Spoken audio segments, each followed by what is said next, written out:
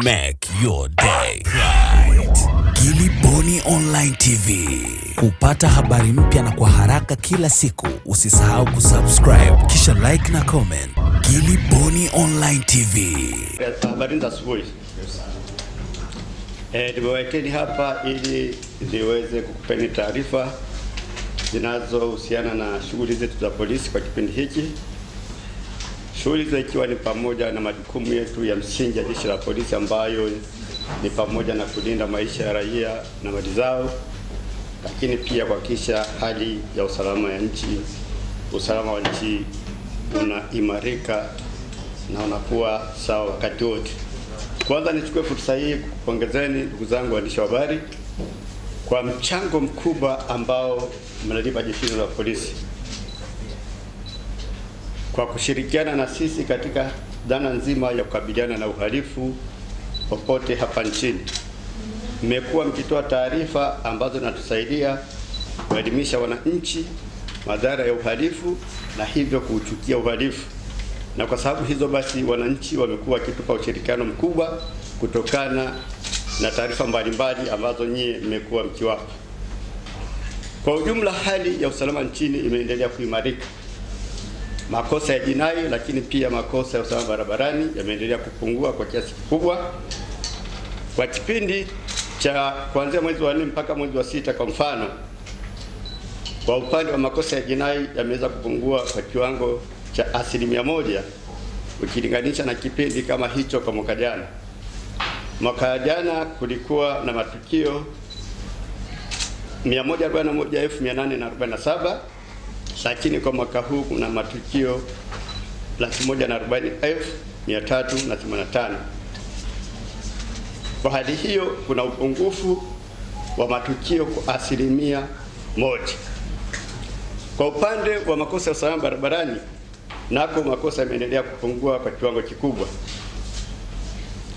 Makosa madogo ya usalama barabarani ambayo yameripotiwa kwa mwaka jana ni makosa 719,258 kuanzia mwezi April mpaka mwezi huu mpaka mwezi wa 6.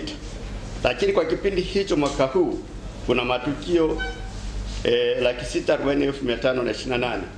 Kwa hivyo unakuta kwamba kuna pungufu la matukio 78,730 ambayo ni sawa na 10.9.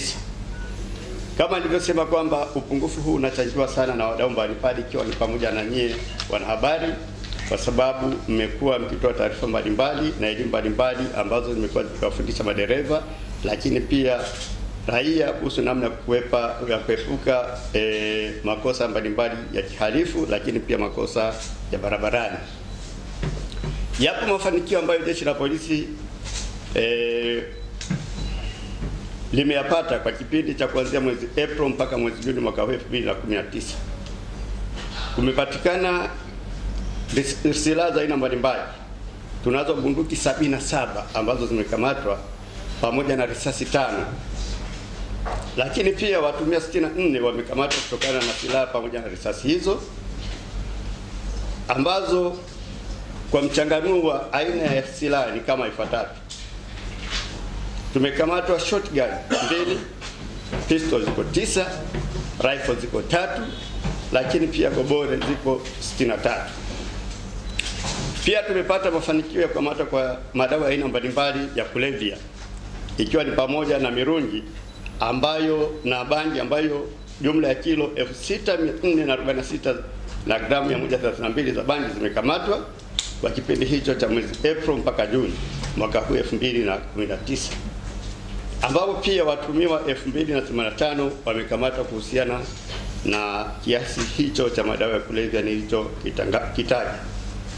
Aidha, kwa kipindi hicho jumla ya kilo 1,312 na gramu 156 za mirungi zimekamatwa, lakini pia watumiwa 281 wamekamatwa kuhusiana na tuhuma hizo. Kwa upande wa madawa ambayo yanatengenezwa viwandani, yani cocaine pamoja na heroin, kwa kipindi hicho tumekamata jumla ya kilo 10 na gramu 5 za cocaine, ambapo watumiwa 3 wamekamatwa kuhusiana na kiwango hicho cha madawa ya kulevya kilichokamatwa.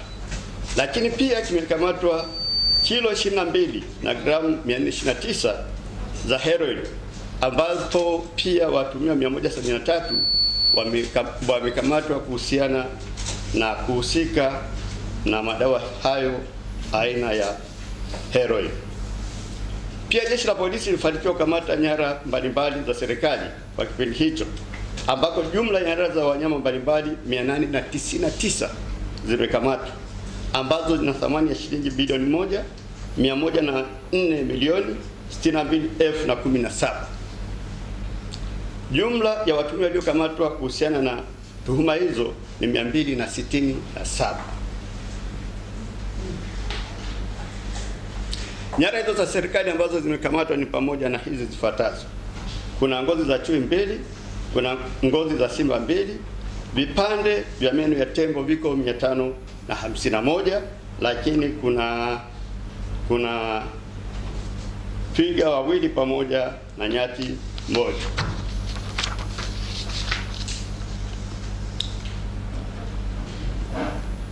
Jeshi la polisi liko katika kujipanga kupeleka huduma za ulinzi karibu na wananchi. Tunayo falsafa yetu ya ulinzi shirikishi. Tuliona ili kuweza kupeleka huduma hii karibu na wananchi, tuanzishe kitu kinachoitwa polisi kata. Kwa hiyo kwa kata zote nchi nzima tumepeleka askari ambaye atashirikiana na maafisa watendaji kata, lakini pia viongozi wengine kwenye zile kata pamoja na wananchi katika kuimarisha ulinzi na usalama katika maeneo haya. Tulikuwa na changamoto, kuna maeneo mengine vituo vya polisi viko mbali sana, yapo mambo madogo madogo ambayo yangeweza kushughulikiwa na askari kwa kushirikiana na uongozi ulioko kule, kama kungekuwepo na askari karibu. Kwa hiyo kwa kulitambua hilo, tumepeleka askari mmoja kwenye kila kata, bila kujali kwamba kuna kituo cha polisi au hakuna kituo cha polisi. Huyu atahusika na kushirikiana na uongozi na wananchi walioko kule katika kushughulikia kero mbalimbali au mambo mbalimbali ambayo yatajitokeza ya kiusalama katika eneo husika. Kwa hiyo nitoe rai kwa viongozi walioko kwenye kata, kwenye vijiji, kwenye vitongoji, watoe ushirikiano kwa askari hawa ambao tumewapeleka katika maeneo husika. Sisi tunaamini kwa uwepo wa askari huyo utachangia kwa kiasi kikubwa kupunguza uhalifu katika maeneo yao, lakini pia kuondoa kero ndogo ndogo ambazo zinaweza kumalizwa bila ya kuingia gharama kubwa kufuata utatuzi wake katika vituo vya polisi ambavyo viko mbali. Hivi karibuni tuliruhusu mabasi kutembea usiku nchi nzima. Kuna sehemu ambazo mabasi yalikuwa yanafika usiku, abiria wanalala. Mfano Morogoro, Shinyanga, Kahama. Mabasi yanayotoka Dar es Salaam kwenda Mwanza mfano yalikuwa yanalala Shinyanga. Yanayotoka ukanda wa Ziwa yanakuja yanalala Morogoro. Tuliruhusu yatembee kwa sababu tumejipanga vizuri. Lakini baada ya kutafakari tumeona kuna maeneo mengine ambayo zoezi hilo linatakiwa lisubiri kidogo, wakati tukijipanga vizuri kwa sababu za kiusalama. Maeneo hayo ambayo tumeona kwamba yasubiri ni pamoja na yale mabasi ambayo yanaanzia Dar es Salaam kwenda Kigoma kupitia Kahama. Kwa hiyo zamani yalikuwa yanalala Kahama, kwa hiyo sasa yakifika Kahama yatalala pale na kisha asubuhi yake yataanza safari kuelekea Kigoma. Lakini sio hapo tu. Yapo mabasi ambayo yalikuwa yanatoka Dar es Salaam kuelekea mfano Katavi na Kigoma kupitia Tabora. Tunaelekeza kwamba mabasi yatalala Tabora kwa sababu pia za kiusalama. Mabasi yaliyokuwa yanatoka Dar es Salaam kupitia Kahama kwenda Kagera, nayo tunasema kwamba yalale Kahama na kesho asubuhi waondoke kuelekea Kagera kwa sababu hizo za kiusalama.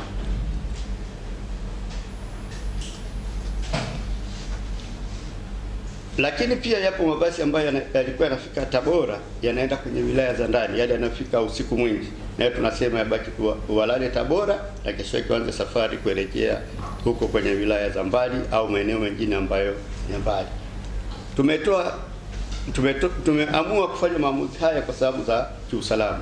Nafikiri hata nyinyi wenyewe mnaelewa maeneo yale kidogo yanazo changamoto za hapa na pale ambazo kimsingi, pamoja na kwamba kwa sasa hakuna matukio, lakini tunatakiwa kujipanga ipasavyo ili zoezi hili lisije likaja kusababisha madhara kwa watu wetu. Tunaangalia sana usalama wa watu wetu kuliko mambo mengineyo yoyote. Kwa hiyo nawaomba wale wenye makampuni ya usafirishaji wayazingatie haya kwa maslahi mapana ya watu wetu, kwa usalama mkubwa wa watu wetu. Tutakapokuwa tumejiridhisha kiusalama kwamba tumejipanga vizuri kwa zoezi hilo, basi tutaruhusu na nchi nzima mabasi yatakuwa yanatembea kwa masaa 24 bila ya matatizo. Ndugu zangu wanahabari wote, naamini mnajua kwamba hivi karibuni tutakuwa na chaguzi za serikali za mitaa. Mchakato huu tayari umeshaanza katika maeneo mbalimbali, na sisi tumeshaanza kujipanga katika kukabiliana na changamoto zozote ambazo zitajitokeza kwenye chaguzi hizo. Tunajua zipo changamoto ambazo zitajitokeza kabla ya chaguzi, zipo changamoto ambazo huwa zinajitokeza wakati wa uchaguzi na baada ya uchaguzi. Jeshi la Polisi kwa kushirikiana na vyombo vingine vya ulinzi na usalama tumejipanga vyema kabisa kuhakikisha kwamba chaguzi hizi zitafanyika kwa amani na utulivu. Nitoe rai kwa wale ambao wanafikiri kwamba wanaweza kutumia kipindi hiki kuleta vurugu. Nafasi hiyo haitakuwepo. Nirudie, nafasi hiyo haitakuwepo. Nimekuwa nikisema siku zote, mama mkanye mwanao. Hatutokubali yeyote atuvurugie uchaguzi wetu. Ni uchaguzi wa kidemokrasia. Anayeshinda na ashinde, na anayeshindwa akubali kushindwa, kwa sababu hiyo ni sehemu ya demokrasia. Lakini hata kabla ya uchaguzi yapo masharti mbalimbali yamewekwa kwenye kampeni, na baada ya hapo, baada ya matokeo kutangazwa, zipo taratibu. Tutazisimamia kwa nguvu yetu yote kuhakikisha kwamba kila kitu kinakwenda kama kilivyopangwa.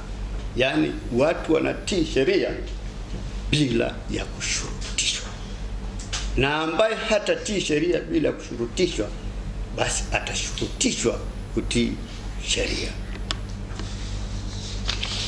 Ndugu zangu wanahabari,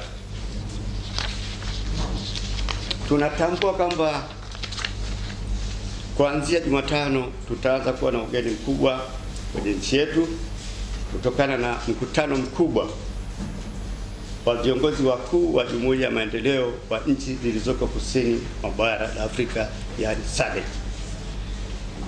Kutakuwa na mikutano mbalimbali, lakini itahitimishwa na mkutano wa wakuu wa nchi ambao utafanyika tarehe 17 na 18 mwezi huu.